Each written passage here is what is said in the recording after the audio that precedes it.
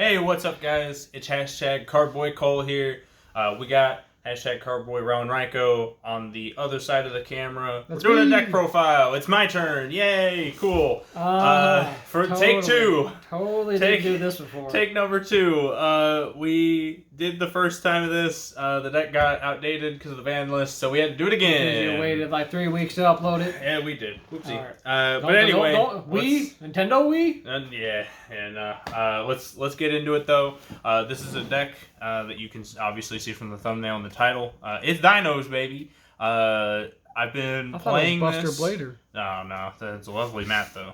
I've been playing this in tournaments pretty often on. I've played in several of them at this point. It's been getting a little bit of result. So I want to check it. I just want to show it out because I don't like to just throw out deck profiles for no reason, I guess. Don't really do them very often. So let's just get into it, right? I'm just going to start with spells and traps, and then we'll kind of just move in from there. Got to organize it a specific way. All right, so the 3 Fossil Dig. There it is. All nice and shiny and not expensive at all. It's like $10 per card. But shiny. It is very true. We got, as far as like singles goes, like one-ofs in the spell and traps. We got a Harpies, we got Synchro Rumble, and we have a Polymerization. Where's that going? You'll see, right?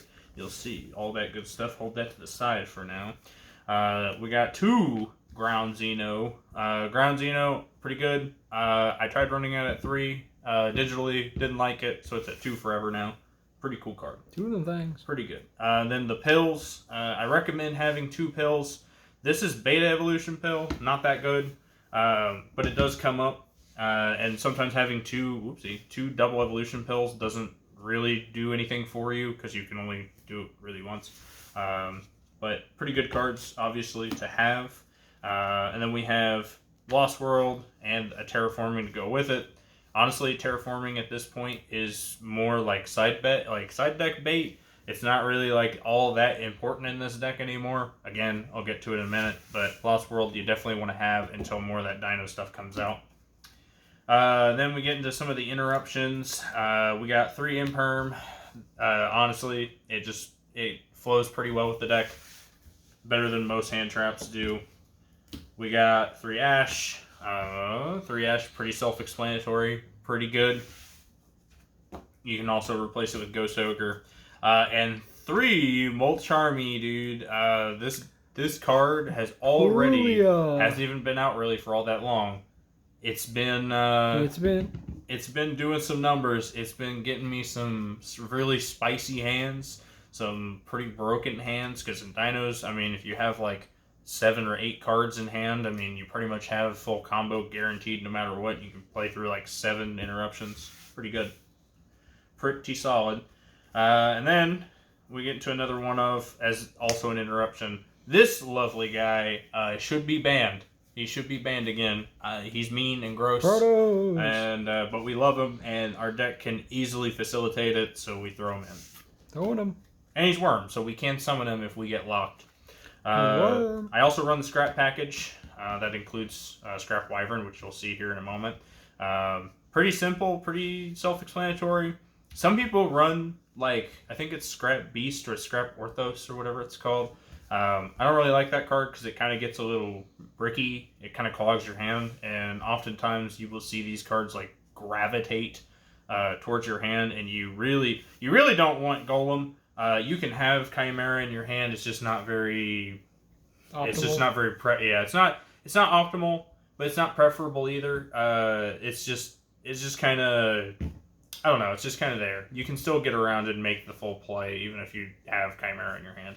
But Raptor, he's your go-to guy. He's your cool guy. Then we have 2 Animadorned Archosaurus, or you can actually say it. Yeah, or Guccisaurus as I call him because I could not be bothered to say that whole thing. Pretty good. He searches your pills, if you will. Then we have the babies. I understand I run this a little bit weird, but I have an explanation. I do 3 Baby Ceratosaurus and 1 of these, the other guy. Some people run 2, most people run 2. But honestly, with the things that you were summoning in this deck, there's like almost no reason for you to have like 5. There's no reason for you to have 5 babies.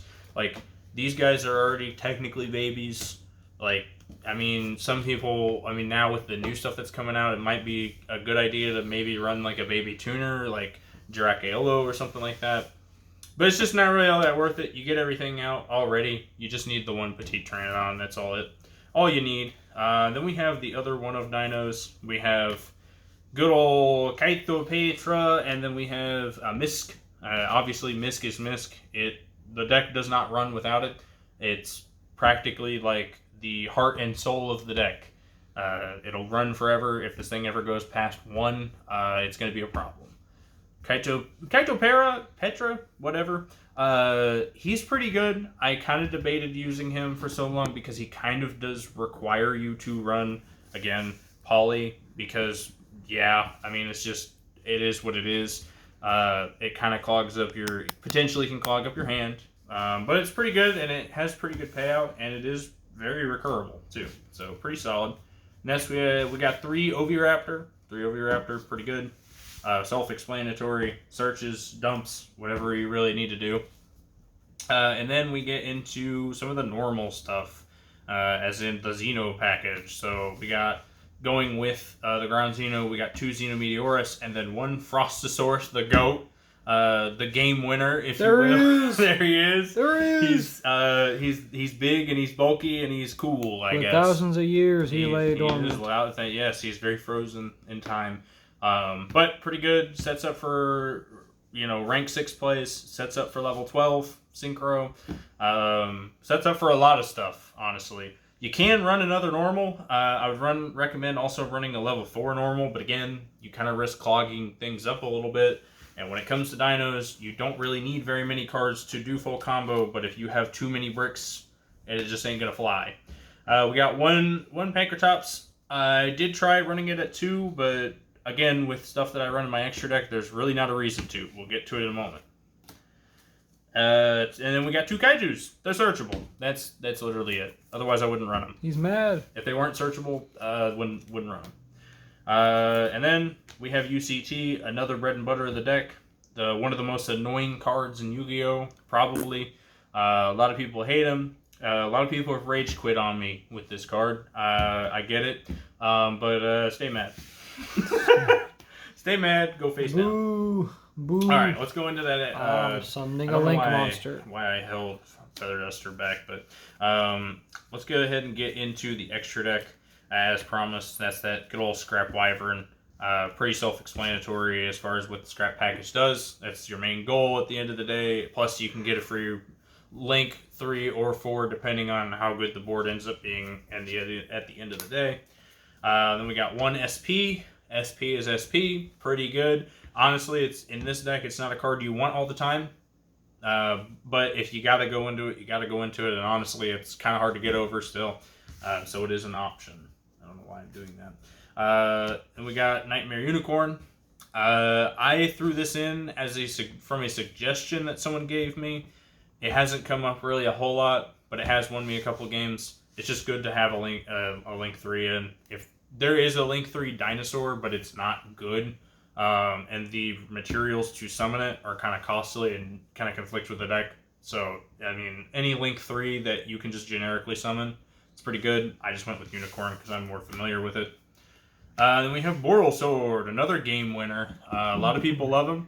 Honestly, not really like a super common thing to get stopped by these days. But Borrelsword, honestly, he comes up. I get dragons as a type you get locked into with the Xeno package, so you can kind of just swing in there for a game, call it good. More damage on board is more damage on board, right? And then for the Xyz monsters, pretty simple. Abyss Dweller, again, plain and simple. Dolka, honestly, I'm not a huge fan of using him. I prefer good old Lars, because he kind of just serves the purpose of both Dolka and Lagia in a way. Just Lagia is just more costly, and I think it's kind of slow for today's game, but there's that. Also, just really good with the extra can't target monsters. And then we have this is the rare one. This guy, he has not come up for me at all, except for once. But that once absolutely saved me the game. You can get two UCTs on board. Keep that in mind. Boom, done.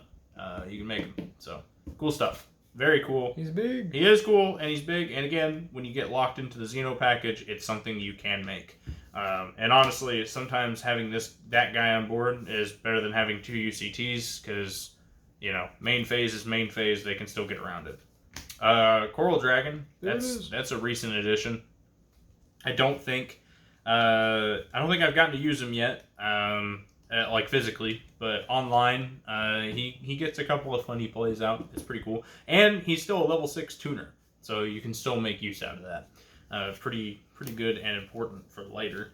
Then we got Dino Wrestler Giga Spinosavate. Pretty cool. I think almost every single person I've played against, I play this card and they go, "What the hell is that?" That's my favorite reaction. Really, I mean, he's just a free pop like on your opponent's board, but he also is a Dino Wrestler. Keep that in mind. People forget that Pankratops doesn't like just send himself. It's a Dino Wrestler monster, so it works out pretty good there. Also, if you manage to end up keeping them both on the board by some chance or whatever, you can protect Giga Spinosavate by just getting rid of Pankratops. So if you really have to, you really have to. Next up, we have, I'm going to skip one, Scrap Twin Dragon. There it is. Another thing that goes with the Scrap engine. It's just Golem plus Raptor, makes 9. Pretty plain and simple to get from there. Also, the interruption on this isn't, well, it's not really interruption, it's just more of a board breaking thing. It just sends things back to hand and destroys one thing on your field, so kind of works out. Pretty good. Next, we got good old Crimson Dragon. That's why we run Synchro Rumble. Obviously, you search it there, all good to go. Crimson Dragon is also in combination of our Dino Wrestler Synchro, gives us the Crystal Wing. Pretty cool. You can actually get them out legitimately, and it stops a lot of boards going forward. Next, Hornsaurus. Hornsaurus goes with the Kytropetra. It also gets out Lost World for free and gives you an extra normal summon. From the effect itself, and not that it really matters for this deck, but the normal summon stacking effect rules really play around with this guy. So honestly, if you could do more than one normal summon by any other means, throwing him in there is honestly a no-brainer if you can just keep normal summoning things. Basically turns your deck into flu. Boo! Yeah. People hate it, and so do I, but it's beautiful. Then last but not least is our big old Transcendosaurus Gigantozowl or whatever. He's pretty big. That's really all his purpose serves in the deck. 3,800 is 3,800 after all. I mean, he has other effects, and he brings a card from grave to hand. But honestly, it really just depends on what you're actually bringing out there, because otherwise he doesn't really do a whole lot. But he's big, and he's hard to get over, which is nice. Side deck wise, don't really have a whole lot that I would really show you because side deck is pretty subjective. But I am kind of a degenerate in a way, so just to show you guys at least a little bit of it, that's the important stuff anyway. 3D barrier, getting that out, and then 2 Simul Archfiends kind of serves the same purpose. Kind of, sort of. This card is kind of D-Barrier, just a little bit less and a little bit different.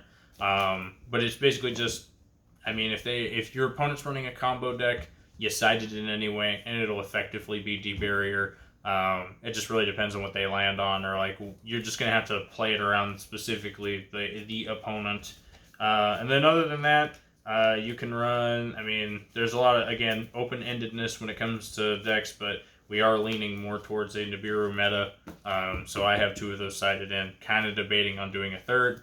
Alternatively, you can do the whole, it is a going second deck, so you can do the whole Heat Wave thing and call it a day, but honestly, you have so much advantage still off of going first that you don't really want to sacrifice going first either. Even if what you're doing is just siding in, 5 traps with your imperms or whatever, and then calling it a day. But yeah, that's really it. That's the entire deck profile. Pretty plain and simple with a couple extra little Emerald Gamer twists on it. Like I said, it's shown some results, and I'm pretty happy about it. If you guys like it or have anything to add or anything to it, please let me know. I'm always building on decks all the time, so it's nice to just get some feedback or maybe some insight from a perspective I may not have already heard. And yeah, I hope you guys enjoyed. Hashtag CardBois it's staying. We're here. We got a bunch of stuff coming down the line, and probably more deck profiles, and maybe some deck making like streams and stuff down the road. Maybe. Yeah. Don't forget to like, subscribe. We've been hashtag CardBois. I've been hashtag CardBoi Rao and Ryko. And I'm hashtag Cardboi Cole. So we'll see you guys next time. Woo! That was terrible. Do it again. Woo!